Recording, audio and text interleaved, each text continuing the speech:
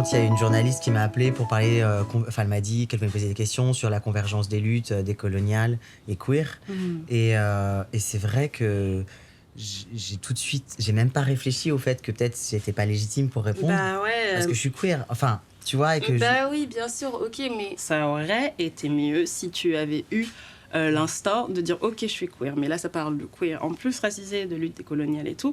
Est-ce que je pourrais pas moi faire un pas de côté et le filer à une personne qui est à la fois queer et racisée, vu qu'on les voit encore moins que moi en règle générale, tu vois.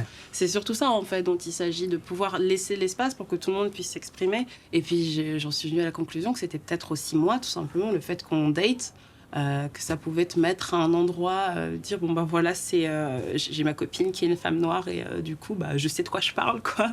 Ce qui en soi n'est pas vrai et ne sera jamais vrai, mais c'est une position dans laquelle j'ai déjà été avant, donc forcément je me suis dit mince, est-ce que ce serait pas moi quand même, ce serait grave que moi l'afro-femme radicale, et ben je serve un petit peu de passe-droit à mon mec, certes queer, mais blanc et bourgeois, tu vois, genre.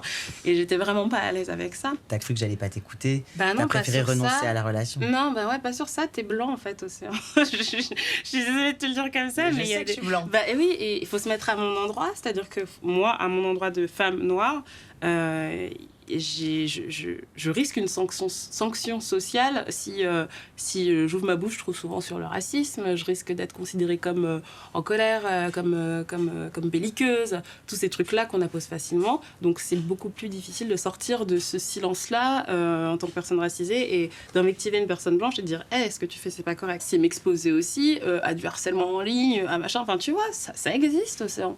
Donc clairement... je préférais ne pas prendre le risque en n'étant pas sûre de savoir est-ce que tu pouvais recevoir, tout simplement. En vrai, la première fois que j'ai entendu parler de personnes trans, c'était en 2013. C'était il y a finalement pas si longtemps, quoi, quand même. Et ouais, c'est un pote qui m'en parlait et je me suis dit, ah, mais moi, je suis trop vieux. Je suis trop vieux, c'est trop tard pour moi, tu vois. Et puis après, ce truc aussi d'être vachement dans des milieux queer, ça permettait de tester, d'essayer des choses, le pronom et tout. Puis à un moment donné, oui, j'étais voir les endocs, les médecins, j'ai fait la LD, enfin tu vois. T'es arrivé il y a combien de temps? Ça fait 12 ans. 2 ans. La situation politique au Brésil a changé complètement. Et je suis sûr que je ne suis pas là aujourd'hui, je ne suis pas au Brésil aussi, je suis mort déjà. C'est sûr. Quand je dis à ma mère, ouais, je suis une femme trans, j'ai sorti de la maison parce T'avais qu'elle quel a âge? 14 ans. En fait, j'ai mis le maquillage, le truc noir. Et elle m'a dit non, c'est pas bon, allez, dégage. Mon père, il a frappé ma mère tous les jours. Donc, depuis quand j'ai 5 ans, ma mère s'est séparée de mon père. Et après, il a plein de femmes différentes parce que les frappes des femmes aussi sont connards. Et je ne parlais plus, en fait. Moi, j'ai des procédures avec lui sur la police parce qu'il veut me tuer plein de fois. Oh putain. Ta mère, tu lui as pas reparlé depuis combien de temps? Non, et j'ai pas envie de lui parler. Là, je suis énervé, en fait. Et ça me donne des forces tous les jours pour venir à la femme que je suis. Au Brésil, j'ai pas de travail, j'ai pas de boulot, j'ai même rien à manger, j'ai pas de maison. Tu vois, je suis à 12 ans en France, j'ai du boulot, je fais mon travail comme artiste, tu vois, donc j'ai ma maison. J'ai mes beaux cheveux. Le plus important. Je suis en France, c'est pas le meilleur pays du monde, c'est pas le meilleur. Mais en comparaison au Brésil, c'est top. La vie, comme tu fais la construction pour acheter des choses, le maquillage, les hormones, tout c'est plus facile. Je bouge beaucoup, je vais à Paris, je vais à Barcelone pour faire mes performances, tous. Donc c'est quoi alors tes performances? En fait, de la base, ma performance s'appelle Viande Noire, que je parle directement de la question du racisme dans la prostitution. Et là, à ce moment, j'ai découvert un truc que ça me fait trop de bien, que je n'ai pas imaginé, que ça fait le drag king en fait. Ouais, tu le montres sur Instagram. J'ai coupé mes cheveux et j'ai collé. Mais non, sérieux? Ça s'appelle Zezinho do Gera. Okay. Zezinho do Gera. Do Gera. Ça veut dire quoi, Do Gera? Do Gera, ça veut dire le top, le bordélique en même temps le top, tu vois. Parce que même dans le milieu queer, t'as l'impression que il faut faire la pédagogie tout le temps avec les personnes blanches? Oui. Oui.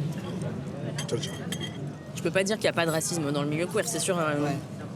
Enfin, à partir du moment où on est avec des personnes blanches, il y a forcément des dynamiques raciales qui sont en jeu, quoi. Mais il y a des fois où il y a des tensions tellement fortes, comme là il y en a eu, tu vois, après Enfin, toute la vague récente de Black Lives Matter qui a été très au devant de la scène et où tout le monde, même sur les réseaux sociaux, où c'était vachement important et tout. Et tout d'un coup, moi, j'ai posté un truc où j'étais avec des amis au bord d'un lac, tu vois, je postais une photo et là, il y a des gens que ça a trop énervé, tu vois. Et je me suis dit, oui, c'est vrai, Et moi, je l'ai même pas compris, en fait, sur le moment, parce que pourtant, je postais rien, mais ce jour-là, je sais pas, c'était chouette et j'avais envie de poster un truc un peu où... C'est vrai, c'est ça le privilège blanc, c'est que, bah oui, peut-être il y a un moment où... Ouais, je pense à autre chose, mais en fait, je pense que même des personnes racisées, il y a des jours où elles pensaient à autre chose aussi, tu vois, et qu'elles avaient peut-être envie juste de faire la fête ou d'être, tu vois, et de poster un truc comme ça.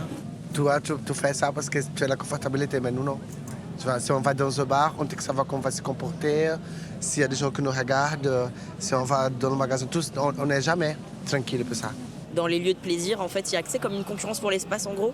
Et du coup, des fois, tu vas pas le sentir parce que oui, t'es avec tes potes ou t'es sur ta bulle ou je sais pas quoi. Mais en fait, comme on a envie tous d'avoir la meilleure place, de pouvoir aller se baigner, etc., bah en fait, ça rejoue aussi les dynamiques raciales, tu vois. Quand on était en confinement, il y avait une rivière qui passait à côté. Et on se baignait tout le temps, genre au pied de là où on était, à la rivière. Et genre, à un moment donné, on devait se retrouver avec une pote blanche à un endroit de la rivière, on s'est pas retrouvés.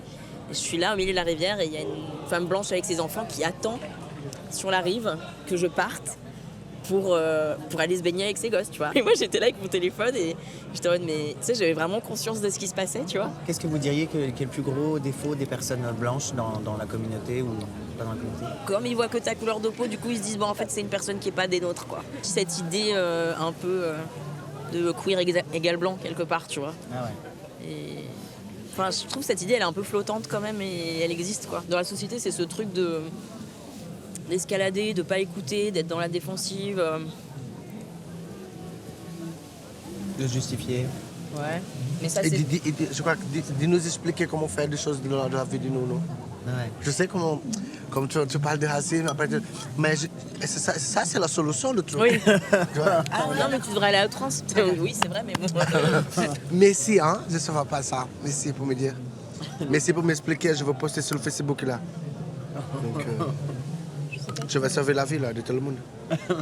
Que j'ai mes engagements politiques voilà, qui m'ont plombé ma carrière aussi, je pense, parce que les gens dans le cinéma en France, ils aiment pas le militantisme.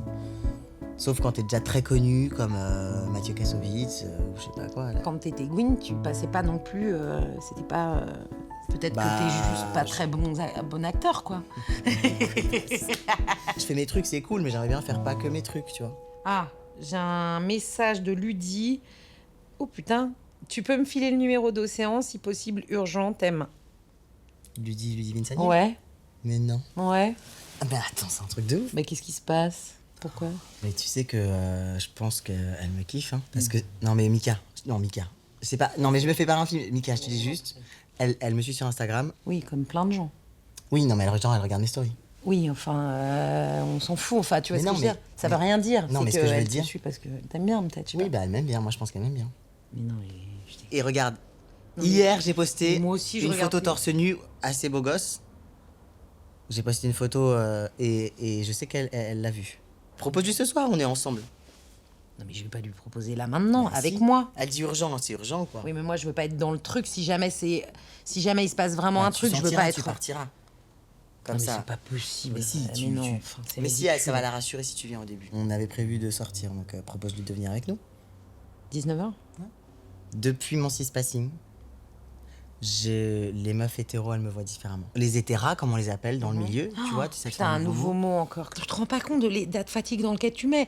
Les néo-binaires, les non-binaires, les néo-prénoms, les genderfuckers, les trigers, les LGPD, queer, que je sais même plus. Les celleux. Mais Les c'est- celleux. Mais Mika, T'imagines le c'est nom, l'écriture déjà, la inclusive, mocheté. Celleux. T'as appris Instagram, t'as appris Facebook, Oui, mais voilà. tu sais que moi j'ai des amis. T'as appris je- swiper, t'as appris liker, donc tu peux apprendre cispassing et Non, tu non, peux mais c'est apprendre très à bien. ciser. Bah, Cispassing, c'est bon, je le connais depuis longtemps. Hein, Cispassing. Ouais, tu peux depuis longtemps. Elle peut pas 19h, elle sera là à 19h30. Ah bah parfait, c'est génial. Ça me laisse juste le temps de prendre une petite douche Ok. et de m'habiller. Ah oui, ça, que j'ai pas eu ce un serait jogging. pas du luxe.